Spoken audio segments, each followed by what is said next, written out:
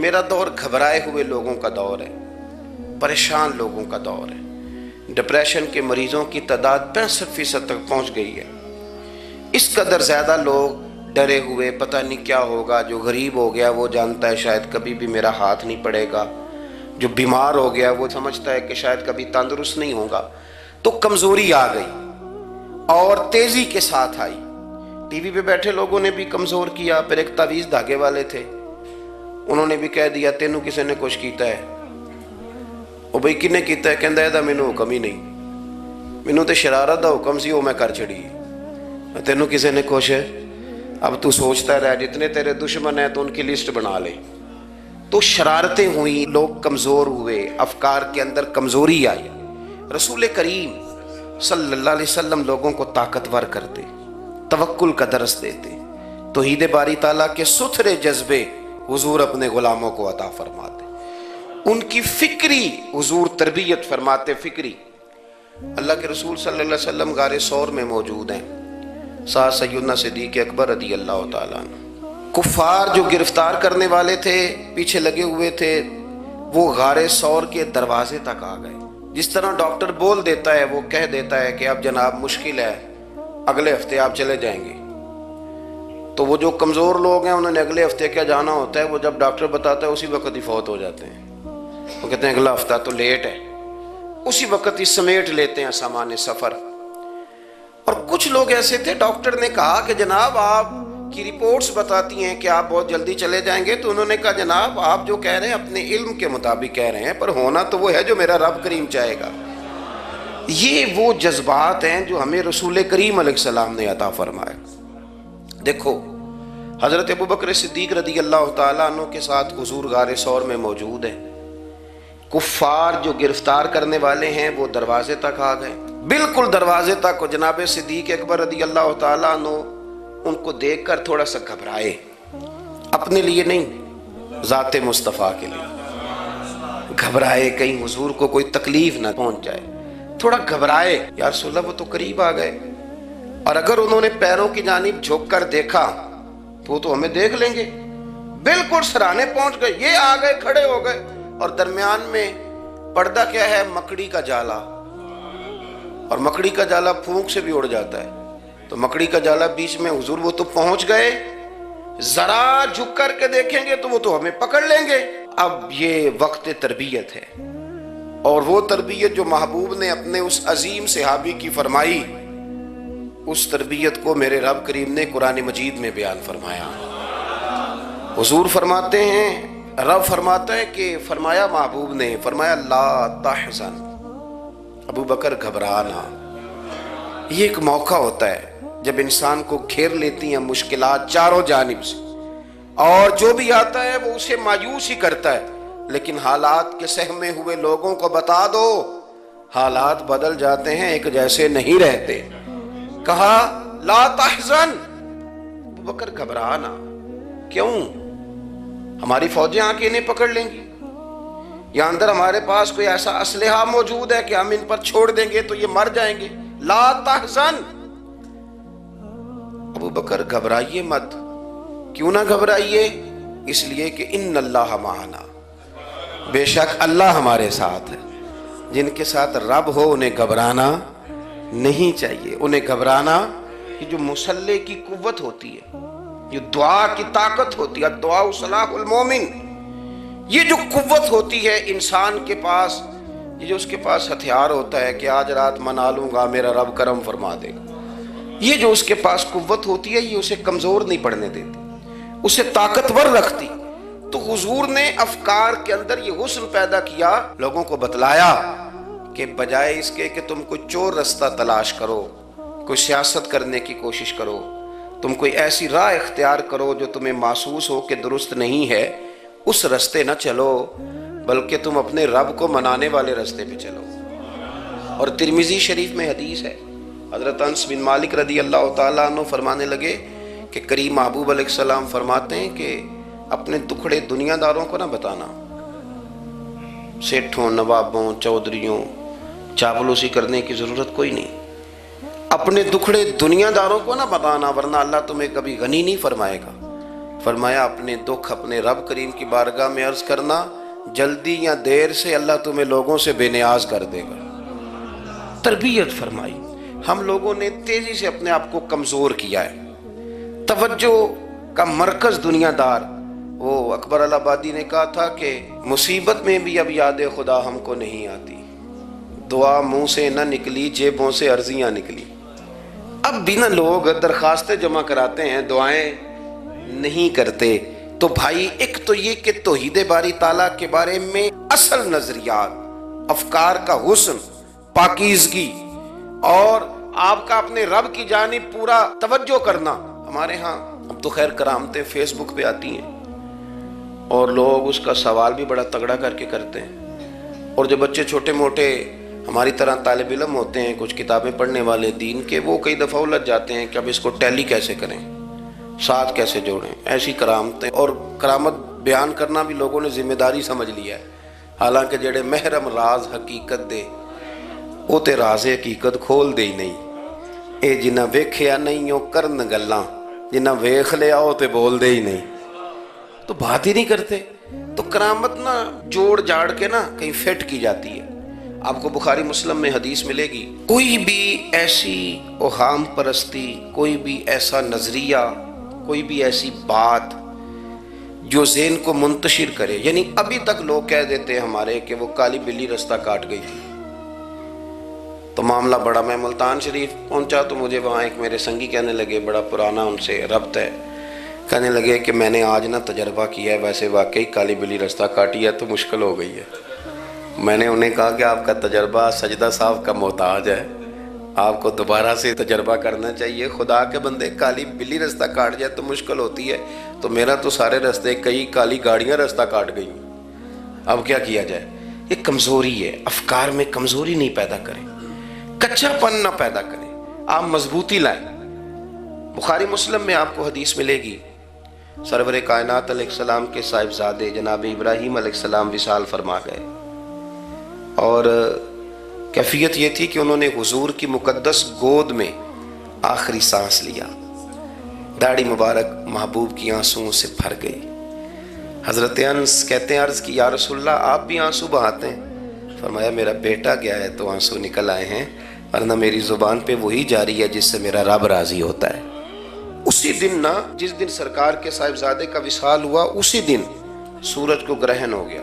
کچھ لوگوں نے بات جوڑ دی، کہنے لگے کہ آج چونکہ حضور سید عالم علیہ السلام کے صاحبزادے کا وصال ہو گیا ہے تو آج دیکھو سورج کو بھی گرہن ہو گیا ہے۔ بات جوڑ دی، غم کی کیفیت تھی، سرکار کی مقدس داڑھی آنسوؤں سے بھری ہوئی تھی، حالات کا تقاضا اور اس کی سمت کچھ اور تھی۔ حضور نے جمعے کا انتظار نہیں فرمایا، فرمایا بلاؤ لوگوں کو مسجد میں۔ لوگ جمع ہو گئے اور صحابہ فرماتے ہیں ہمارے خیال میں یہ تھا کہ یہ موقع نہیں تھا، آج نہ جہاد کے لیے حکم آنا ہے، کس مقصد کے لیے حضور نے طلب فرمایا، لیکن جب ہم گئے اتنا ضروری کام ہے نظریات کا صاف ہونا، اللہ کے محبوب نے لوگوں کو اسی دن بلا کے فرمایا لوگوں سنو، سورج اور چاند کو جب گرہن لگے تو استغفار پڑھا کرو، تسبیحات کیا کرو، نوافل ادا کیا کرو، اللہ کے حضور حاضر ہوا کرو۔ فرمایا یہ سورج اور چاند کو جب گرہن لگے تو یہ اللہ کی نشانیوں میں سے نشانی ہوتا ہے، کسی بندے کے دنیا سے جانے کا اس کے ساتھ کوئی تعلق نہیں۔ تم نے اپنے ذہن کو ٹھیک رکھنا، افکار کو ٹھیک رکھنا، کسی بھی قسم کی تم نے اوہام پرستی کا شکار نہیں ہو۔ مضبوط رہیں، مضبوط رہیں، اٹھ باندھ کمر کیوں ڈرتا ہے، پھر دیکھو خدا کیا کرتا ہے۔ آپ مضبوط رہیں، جب مضبوط رہیں گے تو انشاءاللہ توانائی اللہ کی طرف سے عطا کر دی جائے گی۔ دوسری بات، نبی پاک صلی اللہ تعالیٰ علیہ وسلم نے نا تمام انبیاء کرام علیہم السلام کے بارے میں لوگوں کے ذہنوں کی اصلاح کی۔ آپ کبھی قرآن حکیم کا مطالعہ فرمائیں، احادیث مبارکہ کو پڑھیں تو میرے محبوب کریم کی شان یہ ہے کہ حضور نا انبیاء کی شانیں بیان کرتے ہیں۔ حضرت موسیٰ کلیم اللہ ہیں، کس نے ہمیں بتایا؟ قرآن و حدیث نے بتایا۔ شانیں بیان کی نبیوں کی، عظمتیں بیان کی۔ حضرت ابراہیم خلیل اللہ ہیں، یہ ہمیں قرآن نے بتایا، حضور نے بتایا، لیکن ساتھ ہمیں یہ بھی بتایا کہ ہیں یہ اللہ کے بندے ہیں یہ اللہ کے رسول۔ نبی پاک صلی اللہ تعالیٰ علیہ وسلم نے افکار اور نظریات انبیاء کے بارے میں لوگوں کے درست فرمائے۔ مجموع الزوائد میں حضرت مولا علی شیر خدا رضی اللہ تعالیٰ عنہ کی حدیث مروی ہے، ایک بدو آ گیا حضور کی بارگاہ میں کچھ مانگنے کے لیے۔ مولا کائنات رضی اللہ تعالیٰ عنہ فرماتے ہیں سرکار جب کسی بات کا جواب نہ دینا چاہتے تھے تو خاموش ہو جاتے تھے، کچھ دیر خاموش رہتے تھے، اور حضور کا خاموش رہنا بھی ہمارے محدثین نے محفوظ کیا ہے۔ اقسام حدیث میں سے ایک حدیث ہے جسے حدیث تقریری کہا جاتا ہے، وہ حدیث ہے جس میں حضور خاموش رہے، کوئی کام کیا گیا تو سرکار خاموش رہے۔ حضرت مولا علی کہتے ہیں حضور نہ خاموش ہو گئے، لیکن چونکہ دیہاتی تھا، سادہ تھا، اس نے جب بار بار گفتگو چھیڑنا چاہی تو پھر حضور نے فرمایا چل پھر مانگ لے کیا مانگتا ہے، مانگ لے پھر کیا مانگتا ہے، کر سوال۔ دیہاتی تھا، سادہ آدمی تھا۔ مولا کائنات فرماتے ہیں ہمیں یوں لگا کہ اب نہ یہ آخرت اپنی سوار جائے گا، جنت کا سوال کرے گا، لیکن بڑا ہی سادہ تھا۔ مانگنے پہ بھی آیا تو کیا مانگا، کہنے لگا یا رسول اللہ صلی اللہ علیہ وسلم میں نے سفر کرنا ہے، مجھے ایک اونٹنی عطا کر دیتے۔ حضرت سلطان باہو سے کسی نے کہا کہ بڑے لوگ مرید ہوتے ہیں، تو فرمانے لگے رابطہ طالب کوئی نہیں ملیا، جو ملیا طالب زرد آؤ۔ تو بہت سارے لوگ ایسے آتے ہیں جو کامل شیخ کے پاس بھی آ کے کہتے ہیں دکان کوئی نہیں چلتی، یہ تو کسی سیٹ سے مشورہ کر لیتے، کاروبار چلانے کا آپ کو ڈھنگ بتا دیتا۔ یہ یہاں آ کے بھی آپ نے یہی سوال کیا، یہاں پہنچ کے بھی یہی سوال۔ تو نبی پاک صلی اللہ تعالیٰ علیہ وسلم سے کہنے لگا ایک اونٹ دے دیں آنے جانے کے لیے۔ حضرت علی کہتے ہیں ہمیں بڑا افسوس ہوا، یار تو آیا کہاں پہ ہے اور تو مانگ کیا رہا ہے، تو بارگاہ دیکھ اور اپنا سوال دیکھ، تو کہاں کھڑا ہے، کیا مانگ رہا ہے۔ حضور مسکرائے اور مسکرا کر کے فرمایا کہ اونٹ تجھے دیا، چل کچھ اور بھی مانگ لے۔ حضرت علی کہتے ہیں ہم نے کہا اب جنت مانگے گا یہ حضور سے، تو بڑا ہی بھولا تھا، کہنے لگا جی اگر آپ کچھ اور بھی دینا چاہتے ہیں تو اونٹ پہ ڈالنے کے لیے کجاوا بھی دے دیں۔ تو حضرت مولا علی شیر خدا فرماتے ہیں ہمیں پھر بڑا افسوس ہوا کہ یار دیکھو اتنا چانس ملا ہے پھر کھو دیا ہے۔ رسول کریم علیہ السلام بھی مسکرائے، اور سرور کائنات کی جو مسکراہٹ ہوتی تھی وہ نہ خوشیاں تقسیم کرتی تھی۔ اعلیٰ حضرت رحمت اللہ علیہ فرماتے ہیں جس کی تسکین سے روتے ہوئے ہنس پڑے، جس کی تسکین سے روتے۔ اب یہاں سوال پیدا ہوتا تھا کہ پھر اس مسکراہٹ کے لیے تو انتظار کرنا پڑتا ہوگا کہ حضور مسکرائیں تو روتے ہوئے ہنسیں، تو اگلا شعر بھی ہے اور جواب بھی ہے۔ فرمانے لگے جس کی تسکین سے روتے ہوئے ہنس پڑیں اس تبسم کی عادت پہ لاکھوں سلام۔ یہ تو عادت ہے حضور کی، یہ تو عادت ہے مسکراتے رہنا۔ تو حضور بھی زیر لب مسکرائے۔ تیسری دفعہ میرے کریم نے پھر فرمایا چل مانگ لے کچھ، تجھے ایک چانس اور دیتے ہیں۔ پر مولا کائنات فرماتے ہیں بڑا ہی بھولا تھا، تیسرا چانس ملا، گویا گولڈن چانس ملا، لیکن پھر بھی وہیں کا وہیں رہ گیا۔ کہنے لگا ٹھیک ہے اگر آپ کچھ اور بھی دینا چاہتے ہیں تو میرا سفر لمبا آنے جانے کا خرچہ بھی دے دیں۔ اللہ اکبر۔ اب حضور عقائد کی بابت بتانے لگے کہ رسالت کے بارے میں، محبوب کے بارے میں عقیدہ کیسا ہونا چاہیے۔ تو حضور علیہ السلام فرمانے لگے تجھ سے تو وہ بنی اسرائیل کی بڑھیا ہی اچھی تھی۔ یا رسول اللہ صلی اللہ علیہ وسلم کون سی؟ تو حضور فرمانے لگے جناب موسیٰ علیہ السلام کو حکم ہوا ہجرت کریں، تو آپ جانے لگے، تو پھر ارشاد خداوندی ہوا کہ جہاں حضرت یوسف علیہ السلام مدفون ہے، آپ کا مزار پر انوار ہے، اگر آپ کو جانا ہے تو پھر ان کے تابوت کو بھی آپ نکال کر کے ساتھ لے جائیں۔ حضرت سیدنا موسیٰ علیہ السلام نے لوگوں سے پوچھا تمہیں پتہ ہے جناب یوسف کا مزار کہاں ہے؟ کسی کو نہیں پتا، ایک بوڑھی اماں ہے ضعیف العمر، اس کو خبر ہے۔ حضرت موسیٰ علیہ السلام نے اس سے کہا اماں تو بتائے گی کہ حضرت یوسف کا مزار کہاں ہے؟ تو کہنے لگی بتاؤں گی پر مفت نہیں بتاؤں گی۔ یہ حضور بیان کر رہے ہیں، بتاؤں گی پر فری میں نہیں بتاؤں گی، میں نا مفت تھوڑی بتاؤں گی۔ فرمایا چل تو اپنی قیمت بتا بتانے کی، تو کہنے لگی میں اس شرط پہ جناب یوسف کے مزار کا پتہ بتاؤں گی کہ آپ مجھے جنت میں وہ والا گھر دیں گے جس کے پڑوسی جناب موسیٰ علیہ السلام ہو. آپ کے پڑوس میں گھر چاہیے. تجھ سے تجھی کو مانگ کے میں نے مانگ لی ساری کائنات. وہ والا مکان چاہیے جس کے پڑوسی آپ ہوں. تو حضرت موسیٰ کلیم فرمانے لگے اماں چل جنت مانگ, تو نبیوں کے قریب مکان مانگ رہی ہے, وہ تو بڑا اونچا درجہ ہوگا, تو بڑی دور پہنچ گئی, اتنی بڑی سوسائٹی میں پلاٹ مانگ لیے, وہاں پہنچ گئی. تو بوڑھی کہنے لگی ٹھیک ہے, پھر اگر یہ معاملہ ہے تو پھر ختم ہو گئی بات. اگر آپ نہیں بتاتے تو جائے میں بھی نہیں پتہ بتاتی. جب وہ اڑ گئی, ٹھہر گئی, اور اڑی بھی کس طرح, یہ بھی میرے اللہ کی توفیق. میری طلب بھی تو تیرے کرم کا صدقہ ہے, میری طلب بھی تو تیرے کرم کا صدقہ ہے. یہ پاؤں اٹھتے نہیں بلکہ یہ اٹھائے جاتے ہیں. تو وہ کہنے لگی میں نہیں پھر بتاتی, آپ کسی اور سے پوچھ لیں. جناب موسیٰ خاموش ہوئے تو ارشاد خداوندی ہوا کلیم اپنے پڑوس میں مکان دینے کا وعدہ آپ کر لیں اور مکان انہیں میں عطا کر دوں گا. تو حضور سید عالم صلی اللہ تعالی علیہ وسلم نے اس بدو کی موجودگی میں تربیت فرمائی صحابہ کی. یہ چیزیں بھی حضور نے عطا فرمائی. لیکن جب تمہیں کہا جائے مانگو تو پھر یہ کریم رسول کا دروازہ ہے. مانگیں گے مانگے جائیں گے اور منہ مانگی پائیں گے.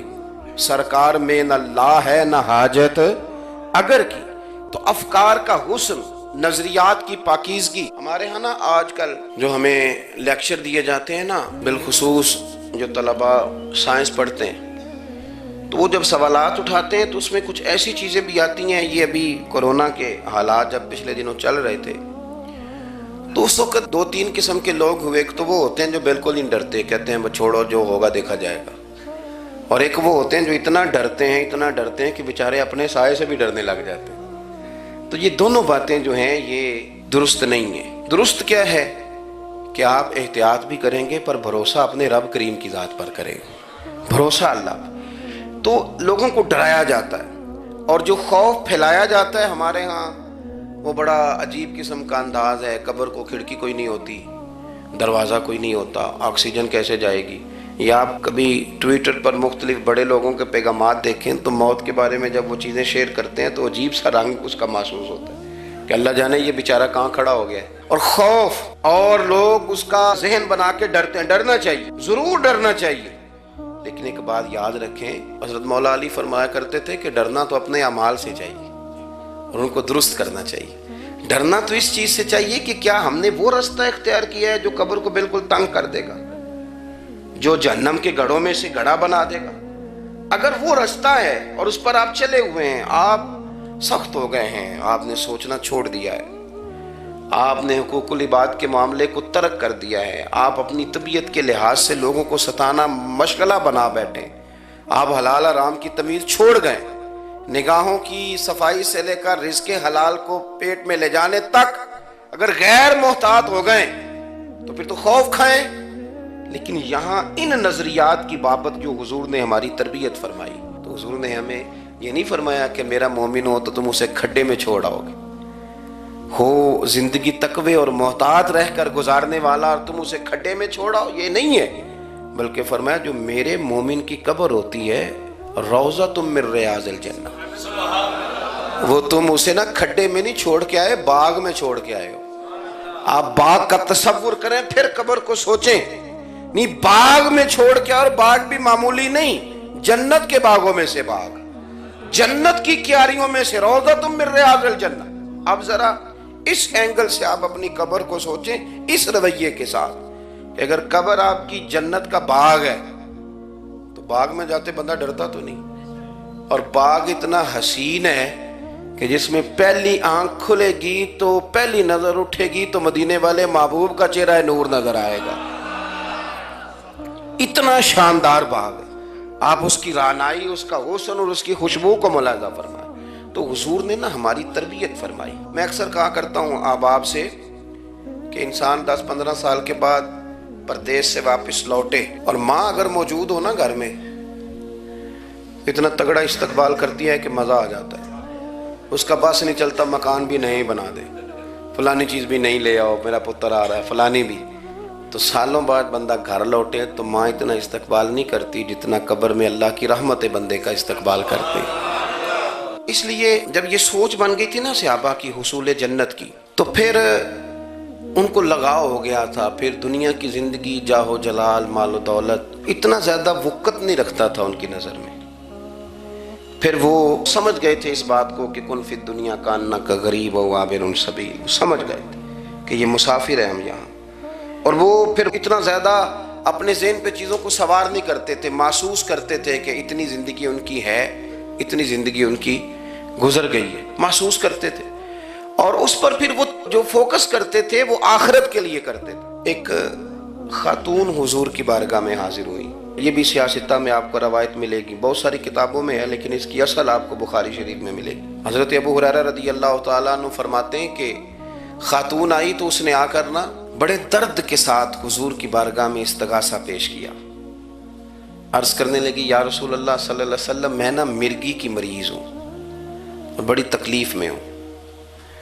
یہ جو مرگی کا مرض ہوتا ہے یہ اعصابی بھی ہے، جسمانی بھی ہے، ذہن کو کنٹرول کرتا ہے، اور انسان جسمانی طور پر بھی بالکل اس وقت جب دورہ ہوتا ہے مفلوج ہو جاتا ہے، ذہنی طور پر بھی خوشی غمی آنا جانا دشوار ہو جاتا ہے انسان کے لیے۔ تو وہ خاتون عرض کرتی ہے یا رسول اللہ صلی اللہ علیہ وسلم مجھے مرگی ہے، کریم آپ دعا فرمائیں رب مجھے شفا عطا کر دے۔ حضور دعا فرما دیا کرتے، اللہ تعالیٰ نے میرے محبوب کے وجود کو شفا بنایا تھا، لعاب دہن مولا علی کی آنکھوں پہ لگائیں تو رب کریم فوراً شفا عطا فرمائے۔ لیکن حضور نا تربیت جب کرتے نا، تربیت لوگوں کے بیچ، تو پھر نظریات کو، عقائد کو، افکار کو حضور غسل دیتے، وضو کراتے۔ یہاں بھی سرکار نے صحابہ کے بیچ اس خاتون سے گفتگو فرمائی، اور حضور فرمانے لگے اگر تو کہے تو میں دعا کرتا ہوں رب تجھے شفا دے دے گا۔ حضور فرمانے لگے اگر تو کہے میں دعا کرتا ہوں اللہ شفا دے گا، اور فرمایا اگر تو کرے صبر تو میرا وعدہ ہے رب بغیر حساب کتاب جنت عطا کرے گا۔ اب یہ سوچ ہے، یعنی ہمیں جب چانس ملتا ہے دنیا اور آخرت میں چیزوں کو عکس کرنے کا تو آپ نظر دوڑا لیں دائیں بائیں کہ لوگوں نے توجہات کہاں اپنی مرکوز کی ہوئی۔ حضور نے فرمایا اگر تو کہے تو رب کریم ہے وہ شفا دے گا، میں دعا کروں گا، اور اگر تو صبر کرے، مانا کیا کہ اگر تو مرگی کے ساتھ ہی گزارا کرے، اس کے ساتھ ہی وقت بتائے تو پھر رب تجھے جنت دے گا۔ یہ سمجھ لیں بات، اس پر غور کریں۔ وہ جو بیماری کو رحمت کہا گیا تو یہاں اس کا عملی مظاہرہ ہونے جا رہا ہے۔ حضور فرمانے لگے گر تو صبر کرے تو رب جنت دے گا۔ صحابہ کہتے ہیں اس بوڑھی نے ایک منٹ نہیں لگایا سوچنے کے لیے، فوراً عرض کرنے لگی، گویا عرض کرتی ہے حضور تھوڑی سی تو زندگی ہے، میں مرگی کے ساتھ ہی گزارا کر لوں گی، آپ دعا کریں رب مجھے جنت عطا کر دے، ہاں میرے لیے جنت کی دعا کر دیں۔ تو صحابہ فرماتے ہیں حضور نے دعا کر دی، گویا وعدہ ہو گیا جنت کا۔ وہ عرض کرتی ہے یا رسول اللہ صلی اللہ علیہ وسلم جب مرگی ہوتی ہے تو میرے وجود سے کپڑا ہٹ جاتا ہے، ستر کا مسئلہ بنتا ہے، اس کے لیے آپ ضرور اللہ کے حضور عرض کریں۔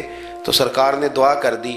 صحابہ فرماتے ہیں کہ وہ دیر تک موجود رہیں، دیر تک، حضرت عثمان غنی کے زمانہ مبارکہ تھا، وہ بوڑھی موجود رہیں، جب بھی انہیں مرگی ہوتی تھی کپڑا اپنی جگہ پہ موجود رہتا تھا، اور جب ہم سے کوئی کسی جنتی کو دیکھنے کا سوال کرتا تھا تو ہم کہتے تھے اس بوڑھی کو دیکھ لو، اسے دنیا میں ہی حضور نے جنت کی بشارت عطا فرمائی۔ تو جو سمجھنے کی بات ہے وہ یہ ہے توحید، رسالت، قبر، حشر، اس کے بارے میں اپنے نظریات کو صاف ستھرا رکھیں۔ وقت تیزی سے بیت رہا ہے، وقت جو اپنی اس کی سپیڈ ہے اس کے ساتھ وہ گزر رہا، قریب ہوتے جا رہے ہیں لوگ قبر کے، آخرت کے۔ کرنے کا کام یہ ہے کہ ہمارے نظریات وہ ہوں جو ہمیں رسول کریم نے عطا فرمائے۔ حضرت فاروق اعظم رضی اللہ تعالیٰ عنہ جیسے دلیر آدمی حضور کے مقدس وجود پر موٹے بان کی چارپائی کے نشان دے کے جب روئے ہیں تو حضور نے وہاں بھی تربیت فرمائی ہے۔ فرمایا عمر کیا تم پسند نہیں کرتے کہ اللہ آخرت کی ساری شانیں ہمیں ہی عطا کرے، اور دنیا میں ہم تھوڑی سی مشکل دیکھ لیں تو ان چیزوں کو ہم نے سمجھنا ہے، یہ چیزیں ہمیں جینے میں آسانی پیدا کریں گی، ہمارے لیے مددگار ثابت ہوں گی، ہمارے افکار کو یہ تازہ رکھیں گی۔ پھر بہت زیادہ الجھاؤ، بہت زیادہ پریشان ہونا، بہت زیادہ ڈپریشن کا شکار ہونا، بہت زیادہ ہمارا دنیاوی معاملات کے اندر تفکر کرنا یہ ہمیں کمزور نہیں کرے گا، بلکہ ہم توانا رہیں گے۔ اللہ کے حضور دعا ہے مالک کریم کہی ہوئی باتوں کو قبولیت کا درجہ عطا فرمائے۔ دوران گفتگو جام بھول گئے، اللہ ہمارے ساتھ درگزر والا معاملہ فرمائے۔ آخر دعوانا